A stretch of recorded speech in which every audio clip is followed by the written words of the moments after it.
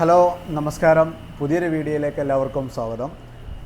ഇന്ന് നമ്മൾ വന്നേക്കുന്നത് വാഹനങ്ങളെക്കുറിച്ചിട്ട് ബന്ധപ്പെട്ട് തന്നെയാണ്. വാഹനങ്ങളുമായിട്ട് ബന്ധപ്പെട്ടുള്ള കുറച്ച് കാര്യങ്ങളാണ്.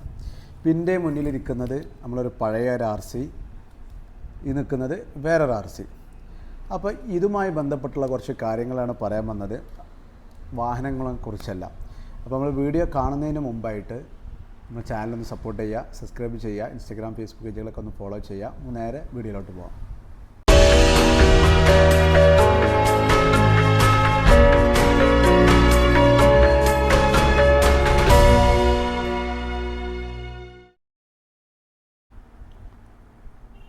നമുക്കറിയാം, ഇപ്പോൾ പലരും ശ്രവ്യ മാധ്യമങ്ങളിലൂടെയൊക്കെ അറിഞ്ഞിട്ടുണ്ടാവും, നമ്മുടെ ഒരു വാഹനത്തിനെ സംബന്ധിച്ചിടത്തോളം ഏറ്റവും വലിയ പ്രിയപ്പെട്ട ഒരു പ്രധാനപ്പെട്ട ഒരു കാര്യമാണ് RC എന്നുള്ളത്. ഇത് നമ്മളിങ്ങനെ കാണുന്നുണ്ട്. ഇത് പഴയ ടൈപ്പ് ഒരു RC ആണ്, അതിന് ശേഷം വന്നൊരു RC ആണ്. ഇപ്പോൾ ലേറ്റസ്റ്റ് ആയിട്ട് നമ്മൾ ചിപ്പ് ലെവലായിട്ടുള്ള ഒരു ATM കാർഡ് രൂപത്തിലുള്ള ഒരു RC ആണ് ഇറങ്ങുന്നത്. ഈ RC പ്രിൻറ്റിങ് നിലച്ചിട്ട് എന്നേക്ക് ഏകദേശം ഒരു 7-8 മാസത്തേക്ക് അടുക്കുകയാണ്. അപ്പോൾ RC പ്രിൻറ്റിങ് നടക്കുന്നില്ല. ഏകദേശം ഇത് 5 ലക്ഷത്തോളം RCകളും 4-5 ലക്ഷത്തിനടുത്ത് ലൈസൻസുകളാണ് കിട്ടാനുള്ളത്. നമുക്കറിയാം, ഈ ലൈസൻസ് ആയാലും ലൈസൻസ് നമ്മളെ കയ്യിൽ സൂക്ഷിച്ച് കൊണ്ടുനടക്കേണ്ട ഒരു വസ്തുവാണ്. നമുക്ക് ഡ്രൈവിങ് അവിടുന്ന് ചെക്ക് ചെയ്ത് പിന്നെ നമ്മളൊരു പോലീസോ അല്ലെങ്കിൽ MVDയോ അത് ചെക്ക് ചെയ്തിട്ട് നമ്മൾ ലൈസൻസ് എവിടെയെന്ന് ചോദിച്ചു കഴിഞ്ഞാൽ കാണിച്ചു കൊടുക്കേണ്ടി വരും. പക്ഷേ ഇത് പ്രിൻറ്റിങ് നിലച്ചിട്ട് ഏകദേശം 7 മാസത്തിലേക്ക് അടുക്കുകയാണ്. അപ്പോൾ ഇതുകൊണ്ടുണ്ടാകുന്ന നഷ്ടങ്ങൾ എന്താണെന്നുള്ളത്, അതായത് ഒരുപാട് ജനങ്ങളെ പ്രത്യക്ഷത്തിലും പരോക്ഷത്തിലും ബാധിക്കുന്ന ഒരു വിഷയമാണ്. ഈ വിഷയത്തിൽ എന്താണ് സർക്കാർ ഇങ്ങനെ ഒരു നിലപാടെടുക്കുന്നതെന്നുള്ളത് നമുക്ക് ചിന്തിച്ചിട്ട് മനസ്സിലാകുന്നില്ല. അപ്പോൾ ഞാൻ പറയുന്ന അഭിപ്രായങ്ങളിൽ നിന്ന് വളരെ വ്യത്യസ്തമായിട്ടൊരു അഭിപ്രായമോ അല്ലെങ്കിൽ ഒരു നിർദ്ദേശമോ കാര്യങ്ങളോ ഞാൻ പറഞ്ഞതിൽ എന്തെങ്കിലും തെറ്റൊക്കെ ഉണ്ടെങ്കിൽ നമ്മൾ ആ കമൻറ്റ് ബോക്സിൽ വന്നിട്ട് നിങ്ങൾക്ക് ചൂണ്ടിക്കാണിക്കാം. ഏകദേശം ഏതൊരു RC നമ്മൾ പ്രിൻ്റ് ചെയ്യാൻ കൊടുക്കുകയാണെങ്കിൽ അതിൻ്റെ ക്യാഷ് എല്ലാം കറക്റ്റായിട്ട് കൊടുത്തിട്ടേ ആ ഒരു വർക്ക് അവിടെ തുടങ്ങുള്ളൂ. ഇപ്പോൾ നിലവിൽ എന്താ അവസ്ഥ എന്ന് വെച്ച് കഴിഞ്ഞാൽ RC ഒക്കെ മാറുന്നുണ്ട്, പക്ഷേ ഇത് ഒരു RC ഓണർക്ക് ലഭിക്കുന്നില്ല, അല്ലെങ്കിൽ ലൈസൻസ് ടെസ്റ്റ് കഴിഞ്ഞ ഒരാൾക്ക് കിട്ടുന്നില്ല. അപ്പോൾ ഇതിപ്പോൾ ലൈസൻസ് ടെസ്റ്റും അതിൻ്റെ കാര്യങ്ങളെ സംബന്ധിച്ച് വിവാദങ്ങൾ അത് അങ്ങേപ്പുറത്ത് നടക്കുന്നുണ്ട്. ഞാനിപ്പോൾ കാര്യമായിട്ട് ഫോക്കസ് ചെയ്യുന്നത് RCയുടെ കുറിച്ചിട്ടാണ്. ഞാനൊരു യൂസ്ഡ് കാർ രംഗത്ത് ജീവിക്കുന്ന ഒരു വ്യക്തിയാണ്. ഞാൻ യൂസ്ഡ് കാർ വാഹനങ്ങൾ വാങ്ങി എടുത്ത് വിൽക്കുന്ന ഒരു ബിസിനസ് ചെയ്യുന്ന ഒരാളാണ്. അപ്പോൾ എന്നെ സംബന്ധിച്ചിടത്തോളം ഒരൊറ്റൊരു വിഷയം ഞങ്ങൾക്ക് കാണിക്കുകയാണ്. കാരണം ഒരുപാട് മേഖലകൾ ഇതുമായി ബന്ധപ്പെട്ട് കാണിക്കാനുണ്ട്. ഇപ്പോൾ ഈ ഒരു RC, അതായത് എൻ്റെ ഒരു വാഹനം, ഞാൻ പുതിയതായിട്ടൊരു വാഹനം വാങ്ങി, ആ വാങ്ങിയിട്ട് എനിക്കൊരു പെട്ടെന്നൊരു ഫിനാൻസിൻ്റെ ആവശ്യം വരികയാണ്. ഒരു മകളെ കെട്ടിക്കേണ്ട കാര്യം, അല്ലെങ്കിൽ ഒരു ഹോസ്പിറ്റൽ കേസ് കാര്യം, അല്ലെങ്കിൽ മകൻ്റെ വിദ്യാഭ്യാസപരമായിട്ടുള്ളൊരു കാര്യം. ഇതിനൊക്കെ നമ്മൾ ആശ്രയിക്കുന്ന കടം വാങ്ങുന്നതിനേക്കാൾ നല്ലത് നമുക്കൊരു കുറച്ച് പൈസ കുറച്ചിട്ടാണെങ്കിലും നമ്മൾ ഈ വാഹനം വിറ്റ് കഴിഞ്ഞാൽ ആ ക്യാഷ് കൊണ്ട് നമുക്ക് ആ ഒരു കാര്യങ്ങൾ തീരുമല്ലോ എന്ന് പിന്നെ നമ്മൾ ആശ്രയിക്കുന്നിടത്ത്, ഇത് വാങ്ങാൻ വരുന്നൊരു കച്ചവടക്കാരനെ സംബന്ധിച്ചിടത്തോളം, അല്ലെങ്കിൽ ഈ ഒരു വാഹനം എടുക്കാൻ വരുന്ന കസ്റ്റമറെ സംബന്ധിച്ചിടത്തോളം RC കിട്ടിയിട്ടില്ല എന്നുണ്ടെങ്കിൽ ഇന്ന് ആ വാഹനം ആരും വാങ്ങൂല, ഇന്ന് ആ ഒരു വാഹനം വാങ്ങുന്നില്ല. കാരണം ഇങ്ങേപ്പുറത്ത് കച്ചവടക്കാരനെ സംബന്ധിച്ചിടത്തോളം ഈ വാഹനം എന്താണ്, വിൽക്കാൻ കഴിയില്ല. കാരണം ഫൈനാൻസുകാർ RC ഇല്ലാത്ത വാഹനങ്ങൾക്ക് ബാങ്കുകാരായിക്കോട്ടെ ഫൈനാൻസുകാരായിക്കോട്ടെ ആരും ലോണ് കൊടുക്കുന്നില്ല. ഒന്നത്. രണ്ടാമത് എന്താണെന്ന് വെച്ച് കഴിഞ്ഞാൽ ഈ വാങ്ങുന്നൊരു കസ്റ്റമർ ആണെന്നുണ്ടെങ്കിൽ പിന്നീട് നമുക്ക് എന്ത് ചെയ്യുന്നില്ല, ഈ കസ്റ്റമറെ സംബന്ധിച്ചിടത്തോളം അദ്ദേഹം ഒരു ഫിനാൻസ് എടുക്കാൻ ഉദ്ദേശിച്ച ഒരാളാണെന്നുണ്ടെങ്കിൽ, അല്ലെങ്കിൽ വണ്ടി വാങ്ങി ഉപയോഗിക്കാൻ പറ്റുന്ന ഒരാൾ പിന്നെ RC ഇല്ലാതെ എന്ത് ചെയ്യില്ല, ഒരാളെ കയ്യിൽ നിന്ന് വാഹനം വാങ്ങുന്നില്ല. അതിപ്പോൾ കച്ചവടക്കാരനെ സംബന്ധിച്ചായിക്കോട്ടെ മറ്റുള്ളവരെ സംബന്ധിച്ചായിക്കോട്ടെ, ഒരു RC ഓണറെ സംബന്ധിച്ചിടത്തോളം.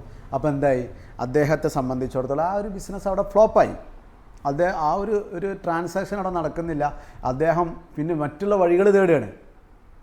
അവനവൻ്റെ കയ്യിലിരിക്കുന്ന മുതൽ വിൽക്കാൻ പറ്റാത്തൊരവസ്ഥ. എന്താണ് ഈ ഒരു സാധനം കിട്ടാത്തത്? ക്യാഷ് കൊടുക്കാഞ്ഞിട്ടാണോ? ഇപ്പോൾ നിലവിൽ ഒരു ATM കാർഡ് രൂപത്തിലാണ് RC വരുന്നത്. അതിന് അഡീഷണൽ 200 രൂപ കൊടുക്കുന്നുണ്ട്. പോസ്റ്റൽ ചാർജ് 45 രൂപ കൊടുക്കുന്നുണ്ട്. പക്ഷേ ഇത്രയൊക്കെ പൈസകൾ അവിടെ വന്നിട്ടും ആ പൈസ എന്താണ് സർക്കാർ ചെയ്തത്, സംവിധാനങ്ങൾ ചെയ്തത്? വക മാറ്റി ചിലവഴിച്ചു, വേറെ വർത്താനല്ല, വക മാറ്റി ചിലവഴിച്ചു എന്ന് മാത്രമല്ല ലക്ഷക്കണക്കിന് ആളുകൾ ഇതിൻ്റെ ബുദ്ധിമുട്ട് അനുഭവിക്കുക. പ്രത്യേകിച്ച് ടാക്സി മേഖല, ടാക്സി വാഹനങ്ങളുടെ മേഖലയിലൊക്കെ നടക്കുന്നത് വളരെ വളരെ അവരൊക്കെ പറയുന്ന ഓരോ ബുദ്ധിമുട്ടുകൾ. കാരണം RC ഇല്ലാതെ എല്ലാ രംഗത്തും സാധനങ്ങളുടെ വിലയും മറ്റു കാര്യങ്ങളൊക്കെ കുതിച്ചുയർന്നുകൊണ്ട് നിൽക്കുകയാണ്. അപ്പോൾ അവരെ സംബന്ധിച്ചിടത്തോളം അവരെ കാര്യങ്ങൾ നടക്കണമെങ്കിൽ ഓരോ വാഹനത്തിൻ്റെ പേപ്പർ അതാസമയം കിട്ടുകയും അതാസമയം അതിൻ്റെ കാര്യങ്ങൾ കൊണ്ടുനടക്കുകയും ചെയ്താൽ അവരെ ബിസിനസ്സുകൾ മുന്നോട്ട് പോവുള്ളൂ. അതോടൊപ്പം തന്നെ യൂസ്ഡ് കാർ നിർമ്മാണ രംഗത്ത് ഇതൊക്കെ നിർത്തിപ്പോകേണ്ട ഒരു അവസ്ഥകളിലേക്ക് വന്നുകൊണ്ടിരിക്കുകയാണ്. അങ്ങനെ വന്നു കഴിഞ്ഞാൽ എന്താണ്, ബിസിനസ്സൊക്കെ തകരാണ്. ബിസിനസ് തകർന്നാൽ ആർക്കും നഷ്ടം, മൊത്തത്തിൽ നമ്മൾ ക്യാഷ് ഫ്ലോനെ ബാധിക്കും. ഈ ക്യാഷ് ഫ്ലോനെ ബാധിച്ചാൽ എന്തായി, അങ്ങനെ ഇതൊക്കെ ഒരു ചെയിനായി നിൽക്കുന്ന സ്ഥലത്ത് നിന്ന് ഇതൊക്കെ തകർന്നുകൊണ്ടിരിക്കുകയാണ്. പിന്നെ ആളുകൾ ഇതെങ്ങനെ പിടിച്ചു നിന്ന് കട്ടിട്ടും വഞ്ചിച്ചും അതോടൊപ്പം തന്നെ ആളുകളെ പിന്നെ ചതിച്ചിട്ടൊന്നും ജീവിക്കാൻ പറ്റില്ലല്ലോ. നല്ല നിലക്ക് വാഹനങ്ങൾ വാങ്ങുക, ചെറിയ ലാഭത്തിൽ വിൽക്കുക, അങ്ങനെ ജീവിക്കാനല്ല പറ്റും, പിടിച്ച് നിൽക്കാൻ നോക്കുകയാണ്.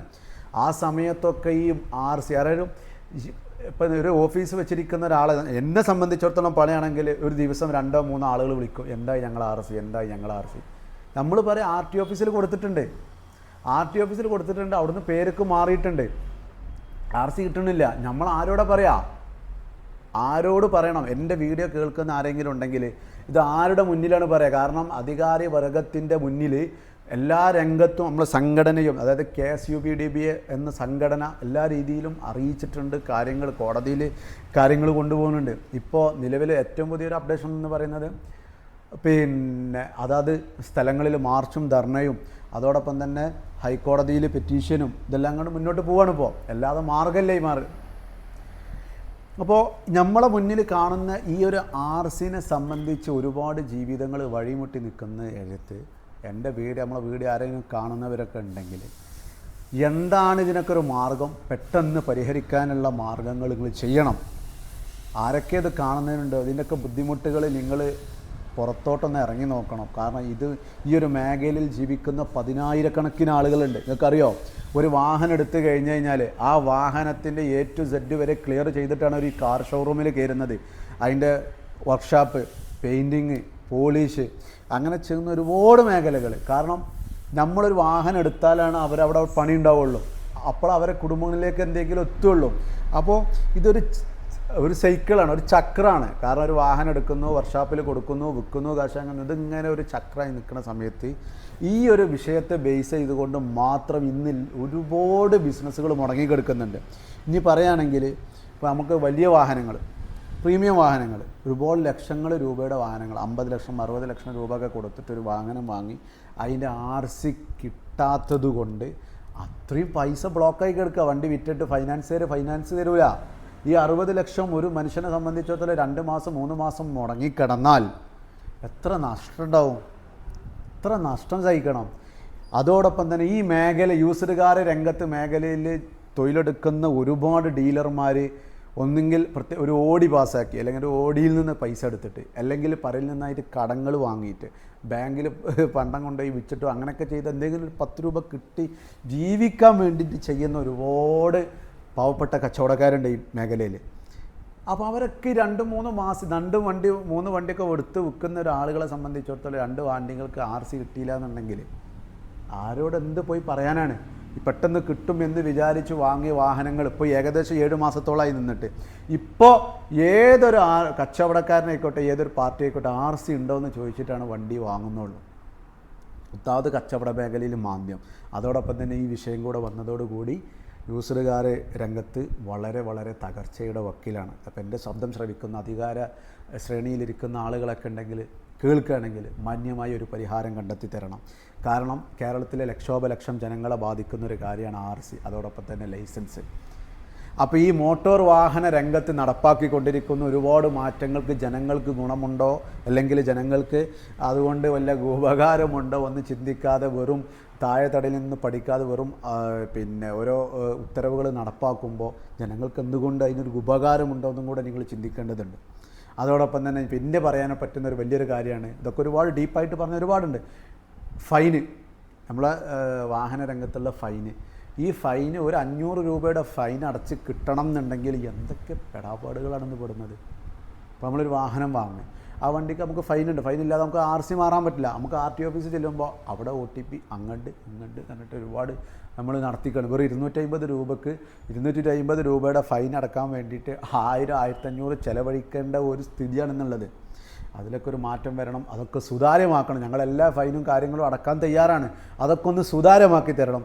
അതോടൊപ്പം തന്നെ ഈ RCകളും നിങ്ങൾ പെട്ടെന്ന് ഒന്ന് അടച്ച് ക്ലിയറാക്കി തരണമെന്ന് അപേക്ഷിക്കുകയാണ്. അതോടൊപ്പം തന്നെ പിന്നെ ഇതിൻ്റെ ഗൗരവം മനസ്സിലാക്കിക്കൊണ്ട് എൻ്റെ സംസാരത്തിലോ അല്ലെങ്കിൽ എൻ്റെ ഇതിലോ വല്ല പോരായ്മകളുണ്ടെങ്കിൽ അത് നിങ്ങൾ കമൻറ്റിലൂടെ അറിയിക്കണം. ഇത് ഒരു സർക്കാരിനെ ഒരു കാര്യങ്ങൾക്കോ എതിരല്ല, പക്ഷേ നയങ്ങൾക്കെതിരാണ്. അതാണ് എനിക്കിവിടെ പറയാനുള്ളത്. അപ്പോൾ വീഡിയോയിൽ എന്തെങ്കിലും അഭിപ്രായങ്ങളുടെ കമൻറ്റ് ബോക്സിൽ അറിയിക്കാം. വീഡിയോ ഇവിടെ അവസാനിക്കുകയാണ്. Okay, good bye.